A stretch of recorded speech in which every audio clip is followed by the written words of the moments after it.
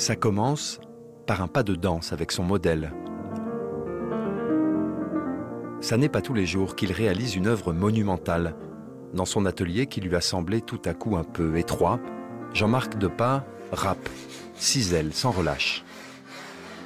Il faut circuler autour, il faut pencher la tête à droite, à gauche, reculer d'1 mètre, 2 mètres, et puis vérifier sous tous les angles que ça fonctionne. Parce qu'après, quand elle sera installée dans son jardin, les gens vont tout à fait librement et de loin pouvoir la voir sous tous les angles et circuler facilement autour. D'ordinaire, il confectionne une petite maquette en terre avant de réaliser l'œuvre finale. Impossible pour une sculpture de cette taille-là. Il a donc eu recours cette fois-ci à une modélisation en 3 dimensions par informatique. Une aide précieuse.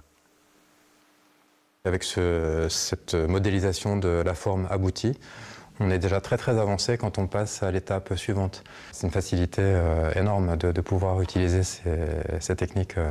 Le résultat, c'est donc ce grand modèle en mousse polyuréthane dont il affine les courbes et les détails depuis maintenant 4 mois. Une fois achevé, il sera moulé avant une réalisation finale coulée dans le métal.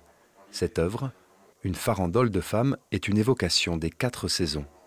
Dès le départ, c'était vraiment l'idée que j'avais d'essayer d'unir les saisons pour montrer que finalement c'est une énergie qui circule, montante, descendante. Et puis jusqu'au bout, j'essaye de garder cette idée du départ. C'est presque une obsession que toutes les courbes viennent s'inscrire dans cette logique de rondeur, de circulation.